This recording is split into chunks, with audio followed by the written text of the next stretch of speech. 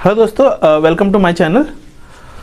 Last video में मैं आपको एक कंप्लीट ये CAPF का जो एग्ज़ाम का पैटर्न था, यूपीएससी कितना स्टेजेस में इसको कंडक्ट कराती है, क्या क्या होते हैं चीज़ें, एक एक करके मैं आपको एक कंप्लीट ब्रीफ एक्सप्लेनेशन दिया था इस एग्ज़ाम के ऊपर।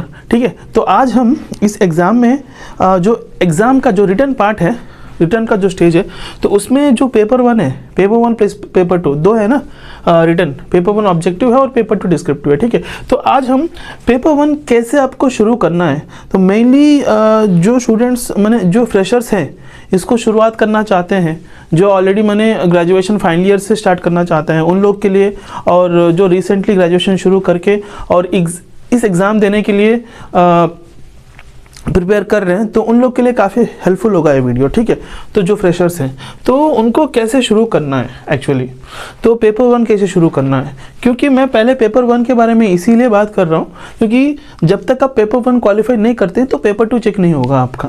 तो मैंने वेरी इंपॉर्टेंट है आपको पेपर 1। पेपर 1 का मैं आपको ऑलरेडी बताया था। मैं पेपर 1 का जो भी क्वेश्चंस रहेंगे आपको 125 क्वेश्चन आएंगे आपको टोटल। ठीक है, 250 मार्क्स के रहेंगे, और अगर गलत करते हैं तो 1/3 नेगेटिव, माने कितना 0.667।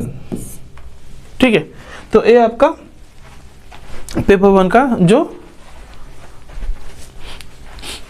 चीज़ें हैं। ठीक है, तो इसमें आपको देखो इस वीडियो में हम कैसे शुरू करेंगे पेपर 1 को कैसे शुरू करना है आपको, और बुक्स और सोर्सेस क्या होनी चाहिए, और एक एक सब्जेक्ट के ऊपर कितना वेटेज होती है, क्वेश्चंस कितने बनते हैं, एक एक सब्जेक्ट के ऊपर कितने क्वेश्चंस आ रहे हैं, और कुछ टिप्स एंड स्ट्रैटेजीज भी मैं आपको शेयर करूंगा इसमें। ठीक है, तो पहला जो है how to start the paper 1 for CAPF। Paper 1 में क्या क्या सब्जेक्ट्स रहेंगे आपको, जनरल स्टडीज़ रहेंगे, सारे GS के सब्जेक्ट्स रहेंगे। जनरल स्टडीज़ क्या क्या रहेंगे, polity, history, geography, general science, और क्या रहेगा इकोनॉमी, मैथ एंड रीजनिंग। ठीक है, तो अभी हम एक एक करके एक एक सब्जेक्ट का जो वेटेज है उसको हम जानेंगे, और एक एक सब्जेक्ट का क्या बुक्स होती है, सोर्सेज क्या है। ठीक है, ये सारी चीज़ें हम डिटेयली एक बार जान लेंगे। ठीक है, तो जो फ्रेशर है उनको कैसे शुरू करना है। और एक चीज़ है, जो भी मैंने स्टूडेंट इस कॉम्पिटिटिव एग्ज़ाम को प्रिपेयर कर रहे हैं, तो उन सब लोग के लिए जो मेन इंपॉर्टेंट रहता है वो है आपको बेसिक। जब तक आपका बेसिक क्लियर नहीं होता है तो एक कॉन्सेप्ट समझ में नहीं आएगा आपको। तो बेसिक के लिए क्या करना है आपको, NCERTs are very important for every competitive exam के लिए। तो NCERT होते हैं, बेस होते हैं। ठीक है, मेनली खास करके यूपीएससी का जो तैयारी कर रहा है, यूपीएससी CDS हो, NDA हो, ठीक है, CAPF की एग्ज़ाम हो, और सिविल सर्विसेज के हो। ठीक, तो उन लोग के लिए जो NCERTs होते हैं, NCERT, ठीक है, तो वेरी इंपॉर्टेंट है।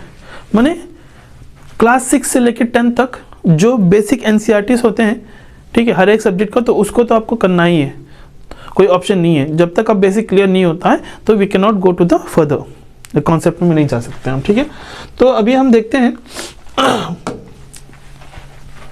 यहाँ पे देखो, मैं आपको कुछ चीज़ें लिखा हूँ, मैं एक एक करके एक एक सब्जेक्ट का। ठीक है, सोर्सेस क्या है, क्या क्या करना है आपको। तो पहला देखते हैं हम polity.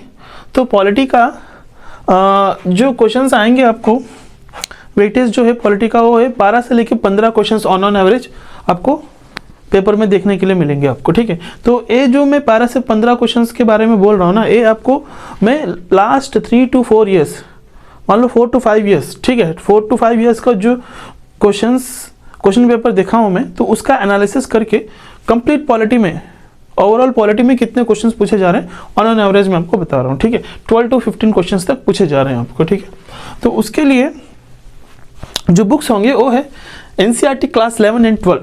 Class 11 and 12 political science की बुक्स होते हैं। ठीक है, फंडामेंटल्स ऑफ कॉन्स्टिट्यूशन करके, और क्लास 12 में भी एक बुक है, तो वो NCERT वेरी इंपॉर्टेंट है आपको। ठीक है, तो पॉलिटिकल साइंस के लिए। और ये जो बुक है लक्ष्मीकांत करके, स्टैंडर्ड बुक है पॉलिटी के लिए। सब लोग पॉलिटी के लिए इस लक्ष्मीकांत को, चाहे आप उसको बाइबल बुला सकते हैं या फिर भगवद गीता या फिर कुरान, कुछ भी आप मान सकते हो। तो ऐसा ही है लक्ष्मीकांत पॉलिटी के लिए, ठीक है। तो ये स्टैंडर्ड बुक है, तो A to Z आपको सारी चीज़ें मिल जाएंगी इसमें, इसको अच्छे से प्रिपेयर कर सकते हो, ठीक है। और कमिंग टू ज्योग्राफी, ज्योग्राफी का जो वेटेज है मिनिमम 20 से लेके 22 क्वेश्चन आ रहे हैं लास्ट 4 to 5 ईयर्स का पेपर एनालिसिस करने के बाद, मैं आपको बता रहा हूँ, ठीक है।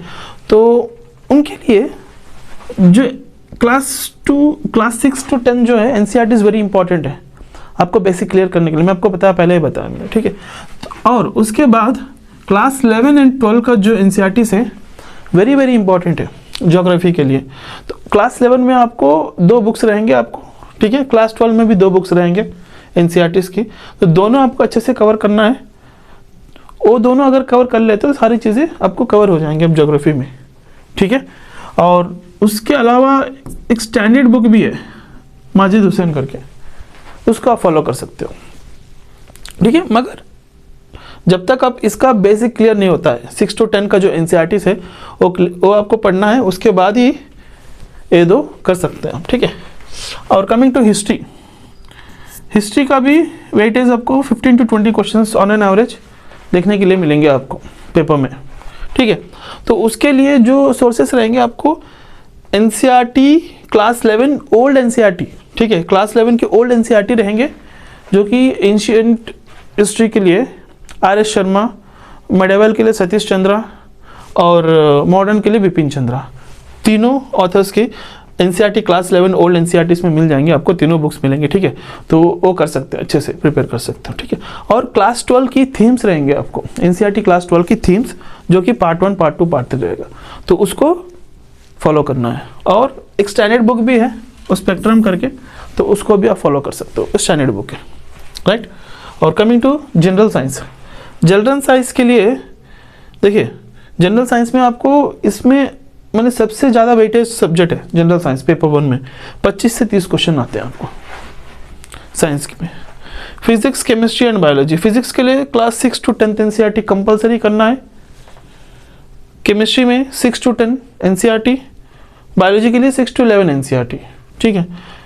इसमें कोई चॉइस नहीं है, अगर NCERT से अगर कर लिया अच्छे से कर लिए 6 to 10, ठीक है, फिजिक्स और केमिस्ट्री के लिए और बायोलॉजी के लिए 6 to 11, तो कोई अदर बुक या फिर सोर्सेस कुछ ज़रूरी नहीं है। और साथ साथ में आपको PYQ इज़ वेरी इंपॉर्टेंट, जितने भी आप बुक्स या सोर्सेस हैं उसके साथ साथ ये पढ़ने के बाद PYQ सबको कंपलसरी करना है, तभी आपका लेवल पता चलेगा, ठीक है। और इसके लिए स्टैंडर्ड बुक जो है लूसेंट को फॉलो कर सकते हैं, सारी चीज़ें मिल जाएंगी आपको, ठीक है।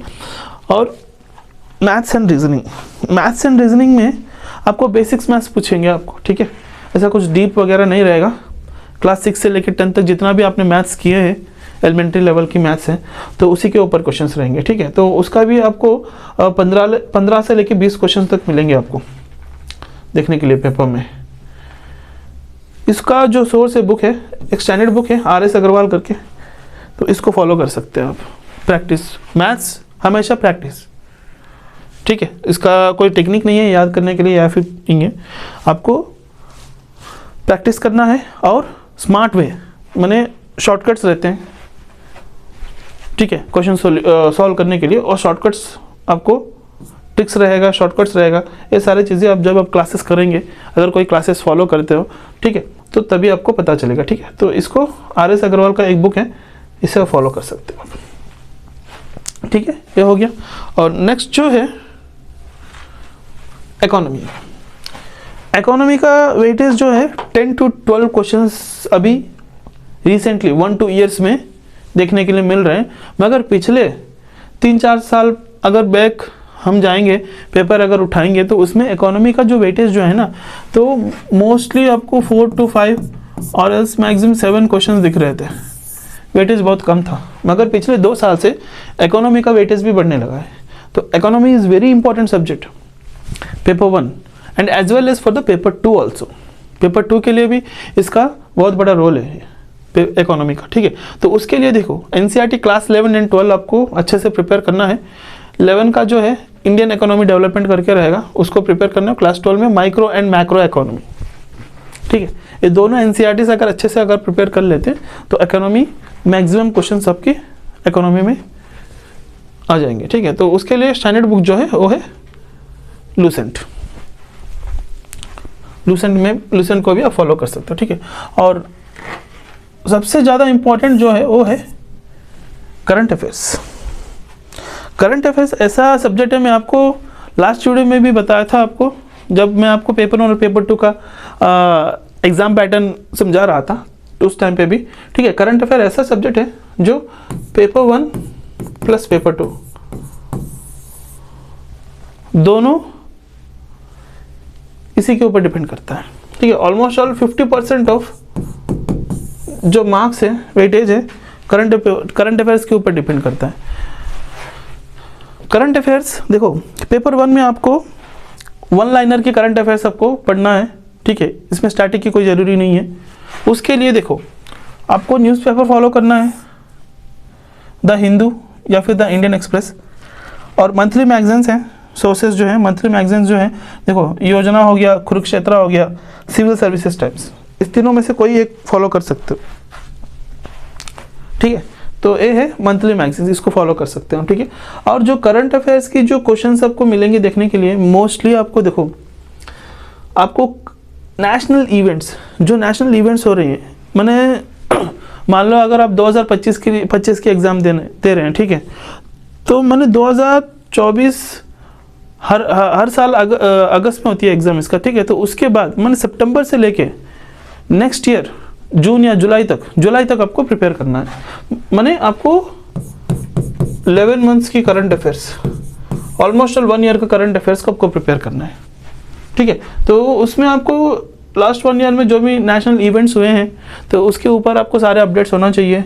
इंटरनेशनल रिलेशंस, हमारी जो नेबरिंग कंट्रीज़ हैं, तो उनसे हमारे रिलेशंस कैसे हैं, पॉलिसीज़ जो हैं, फॉरेन पॉलिसीज़ जो है वो कैसे हैं, उसके ऊपर अपडेट होना चाहिए। Economic development, budget and financial policies, India की उस ईयर का क्या बजट थी, इकोनॉमिक डेवलपमेंट्स क्या हुए थे, ठीक है, और फाइनेंशियल अपडेट्स क्या हैं, फाइनेंशियल पॉलिसीज़ क्या है, तो उसके ऊपर भी आपको अपडेट होना चाहिए। और साइंस एंड टेक्नोलॉजी, उस ईयर में आपका जो साइंस एंड टेक्नोलॉजी है, क्या अपडेट्स आए थे, क्या नया हुआ है, ठीक है, तो उसके ऊपर जो डेवलपमेंट हुई है साइंस की, तो उसके ऊपर भी आपको अपडेट्स रखना पड़ेगा। और एनवायरनमेंट एंड इकोलॉजी, एनवायरनमेंट, तो उस ईयर का जो एनवायरनमेंट कंडीशंस था इंडिया की, जो क्लाइमेटिकल कंडीशंस हैं, ठीक है, कोई डिज़ास्टर्स हुआ है, उसके इश्यूज़ क्या हैं, उसका जो भी अपडेट्स है उसके ऊपर आपको करना पड़ेगा। और उस ईयर की जो गवर्नमेंट पॉलिसीज़ है, कॉन्स्टिट्यूशनल अमेंडमेंट्स कुछ हुए हैं, ठीक है, और लेजिस्लेटिव चेंजेस कुछ हुए हैं, तो उसके ऊपर भी अपडेट्स आपको रखना पड़ेगा। मेनली इसी एरिया से आपको क्वेश्चंस बनेंगे आपको करंट अफेयर्स में, पेपर 1 प्लस पेपर 2, ठीक है। मैंने आपको देखो, जो भी आपका जनरल सब्जेक्ट्स हैं उसके साथ साथ क्या क्या है, देखो पॉलिटी हो गया, ज्योग्राफी, जनरल साइंस, ठीक है, इकोनॉमी, और क्या, polity, geography, general science, economy and history, ठीक है। मैंने आपको इसमें देखो करंट पॉलिटी पढ़ना है, करंट ज्योग्राफी पढ़ना है, करंट साइंस पढ़ना है, करंट इकोनॉमी पढ़ना है, करंट हिस्ट्री पढ़ना है। मैंने आपको जो भी सब्जेक्ट है, जनरल स्टडीज़ का जो सब्जेक्ट है, उसको करंट से रिलेट करते हुए पढ़ना है आपको, हर एक सब्जेक्ट को, तभी आप पेपर 1 अच्छे से कर पाएंगे। पेपर 1 का मैंने जो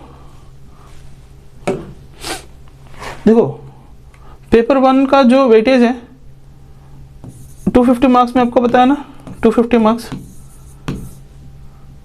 मार्क्स, ठीक है। तो आउट ऑफ 250 आपको 180 प्लस स्कोर करना है।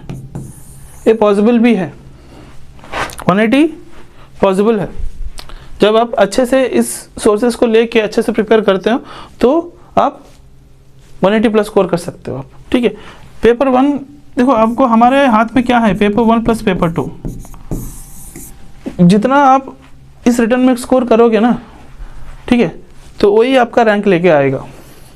तो इसीलिए पेपर 1 पहले अच्छे से तैयार करना है, देन ओनली आपको पेपर 2 कर सकते हो। मैंने देखो, आपको पेपर 2 लिखने के लिए जो कंटेंट और जो नॉलेज चाहिए ना, वो पेपर 1 से ही आता है। जब तक आप पेपर 1 अच्छे से प्रिपेयर नहीं कर लेते हो तो वो कंटेंट और नॉलेज पेपर 2 लिखने के लिए मुश्किल होगा आपको। तो वहीं से आता है आपको पेपर 1। इसीलिए मैं आपको बोल रहा हूँ पहले आप पेपर 1 से शुरू करो। आप जो भी फ्रेशर है तो you should start with the paper 1 only, ठीक है। तो ये हो गया आपको polity, geography, history, science, maths, ठीक है, क्या क्या आपको पढ़ना है, सोर्सेस क्या लेना है, ठीक है, क्या स्टैंडर्ड बुक्स है इन सब्जेक्ट्स के लिए, ये भी मैं आपको बता दिया। इकोनॉमी के बारे में बताया, करंट अफेयर्स के बारे में बता दिया, कैसे आपको करना है, क्या सोर्सेस है, कैसे पढ़ना है, ठीक है। सबसे इम्पोर्टेंट क्या है, बेस क्या है, एनसीईआरटीज। एनसीईआरटीज आपको बेसिक क्लियर करना है तो क्लास 6 से लेके क्लास 10 तक एनसीईआरटी हर एक सब्जेक्ट को आपको पढ़ना ही है, ठीक है। और जो फ्रेशर्स है उन लोग के लिए मेरे तरफ से कुछ सजेशंस, टिप्स देना चाहता हूँ, ठीक है। स्टार्ट अर्ली, ठीक है, स्टार्ट अर्ली। माने आपको इस एग्जाम के लिए CAPF AC एग्जाम अगर आपको क्लियर करना है, कम से कम आपको 1 ईयर का आपकी जो वैल्यूबल टाइम है, टाइम इन्वेस्ट करना पड़ेगा आपको, क्योंकि उतना आसान नहीं है इसको क्रैक करना, इस एग्ज़ाम को, ठीक है। तो इसीलिए मैं आपको अर्ली स्टार्ट करने के लिए बोल रहा हूँ। कम से कम अगर 1 ईयर से पहले, मान लो अगर आप 2025 की एग्ज़ाम देना चाहते हैं तो आपको 2024 अगस्त से ही शुरू करना है। मैक्सिमम ग्रेजुएशन कब हो जाता है आपका, कुछ लोग का मई जून तक हो जाता है, नहीं तो कुछ लोग का मई जून तक हो जाने के बाद अगस्त तक रिजल्ट आ जाता है, ठीक है। कुछ लोग का अगस्त में होता है तो सितंबर अक्टूबर तक उनका रिजल्ट आ जाता है। तो इसीलिए आपको अगस्त से, मान लो अगस्त से लेकर अगस्त तक, ठीक है, 1 ईयर का प्रिपरेशन वेरी इंपॉर्टेंट है, क्योंकि आपको स्टार्ट करना है, बेसिक क्लियर करना है। बेसिक्स होने के बाद आपको कंसेप्ट समझ में आना है, स्टैंडर्ड बुक्स रेफर करना है। उसके बाद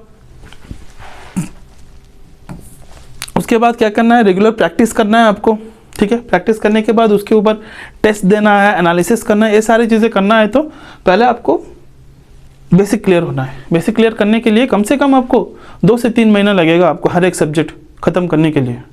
सारे सब्जेक्ट्स ख़त्म करने के लिए आपको 2 से 3 महीना लगेगा आपको बेसिक क्लियर करने के लिए। अगर आप अर्ली स्टार्ट नहीं करते हैं तो इसको ये एग्ज़ाम क्रैक करना थोड़ा बहुत मुश्किल है, ठीक है, ठीक है। तो जब आप स्टार्ट करते हो उसको कंसिस्टेंट रखना पड़ेगा आपका। जो भी आप पढ़ रहे हो ना, जो भी चीज़ें कर रहे हो आप, ठीक है, उसको लाइफ में कंसिस्टेंट रखो, ठीक है। अगर आप कंसिस्टेंट नहीं रखते हो फिर से आप 0 से स्टार्ट करना पड़ेगा, फिर से आप 0 से स्टार्ट करना पड़ेगा। और बीच में अगर छोड़ देते हो, चलो अगर 1-2 महीने के लिए प्रिपेयर किया और कोई इश्यूज़ या फिर पर्सनल इश्यूज़ के कारण की वजह से अगर आप छोड़ दिया तो फिर आपको फिर से उसको 0 से स्टार्ट करना पड़ेगा। समझ में नहीं आएगा आप अगर बीच में छोड़ देते हैं तो। अगर आप एक कंसिस्टेंसी रखते हो तो then you can overcome this, ठीक है। और रेगुलर प्रैक्टिस करना है उसको। जो भी आप क्लासेस कर रहे हो या फिर क्लासेस पढ़ रहे हो या फिर क्लासेस बना रहे हो, नोट्स बना रहे हो, जो भी आप कर रहे हो, तो उसका रेगुलर रिवीजन करना है आपको, ठीक है। तो आपका हमेशा अपडेट होना चाहिए।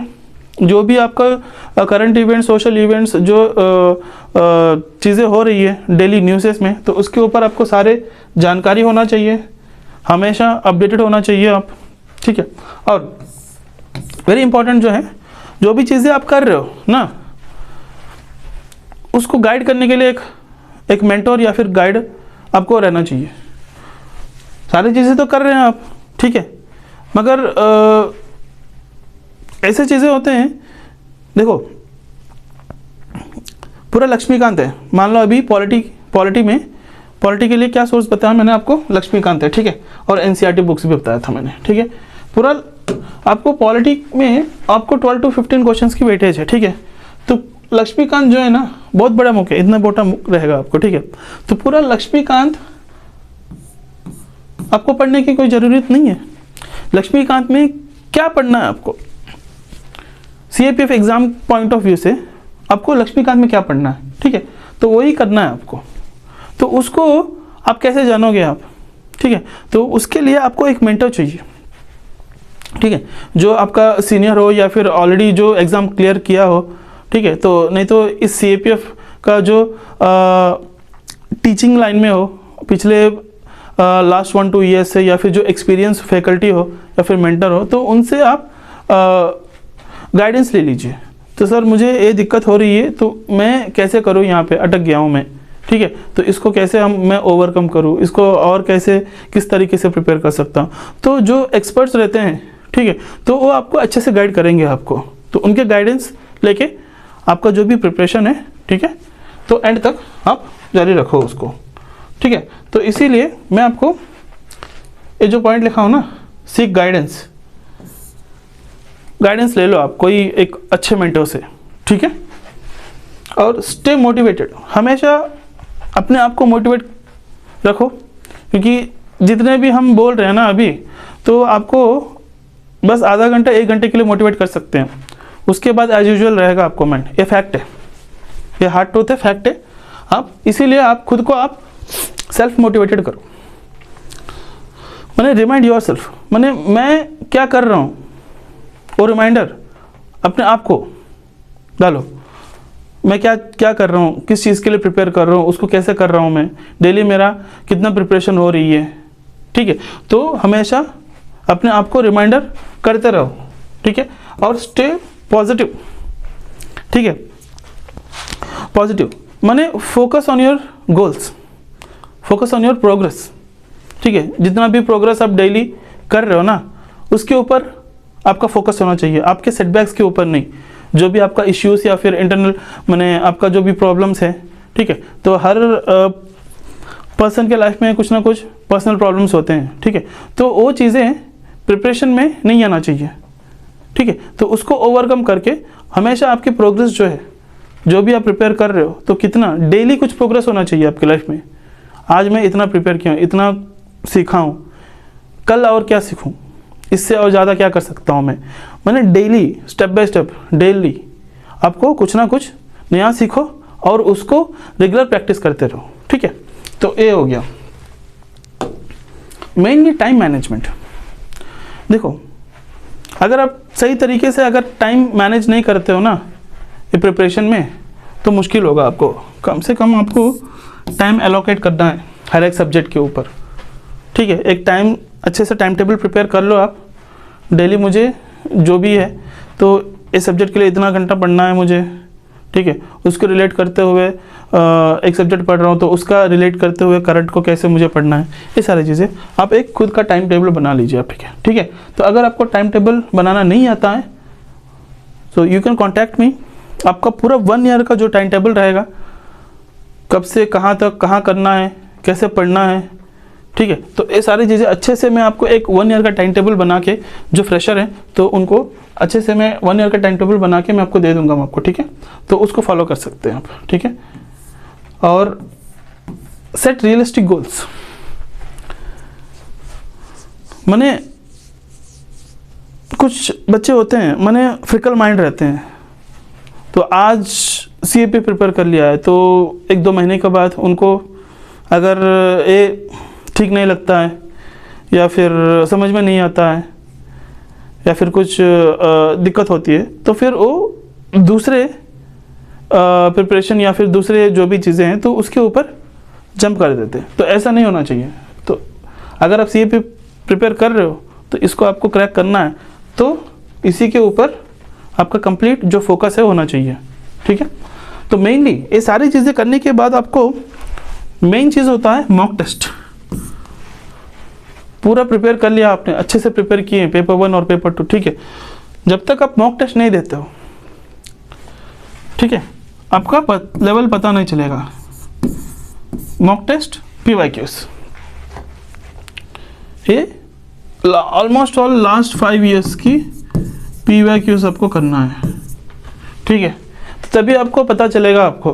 तो किस टाइप ऑफ क्वेश्चंस आपको पूछे जा रहे हैं लास्ट 5 ईयर्स से, कौन से टॉपिक्स में प्रिपेयर कर रहा हूँ, और कौन से टॉपिक से मैं लैग हूँ, तो उसको और कैसे प्रिपेयर करना है, ये सारी चीज़ें पता चलेंगी जब आप मॉक टेस्ट देते हो पे बैक उसकी एनालिसिस करके, ठीक है। तो टेस्ट देने के बाद उसका एनालिसिस भी करना है आपको। टेस्ट देने के बाद आपको मार्क्स आएंगे, आपको पता चलेगा, ठीक है, उसको क्या मैं गलती किया हूँ, उसको कैसे एनालाइज करना है, ठीक है। तो ये सारी चीज़ें करना है आपको, ठीक है। और इम्प्रूव योर वीक एरियाज, जहाँ आप जिस एरिया में वीक हो, ठीक है, तो कहाँ आप वीक हो उसको आपको कैसे इम्प्रूव करना है, उसको और कितना उसके ऊपर आपको फोकस देना है उस सब्जेक्ट के ऊपर, ये सारी चीज़ें आपको करना है। तो then only you can do the paper 1, ठीक है। तो ये आपको थोड़ा सा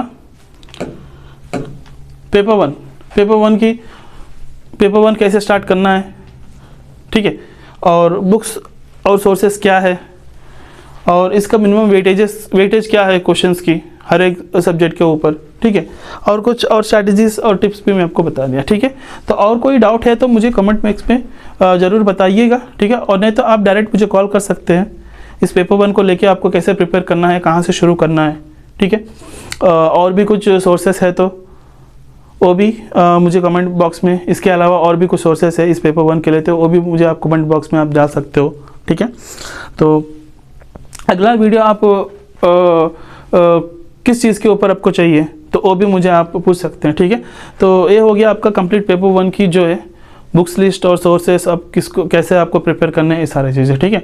तो मैं आशा करता हूँ कि ये वीडियो आपको पसंद आया होगा, ठीक है। कोई भी डाउट है तो पीछे जो स्क्रॉल हो रही है नीचे जो नंबर, तो उसमें आपको कॉल कर सकते हैं, उसमें कॉल कर सकते हैं आपको, ठीक है, मुझे, नहीं तो आप मैसेज भी कर सकते हैं, ठीक है। धन्यवाद।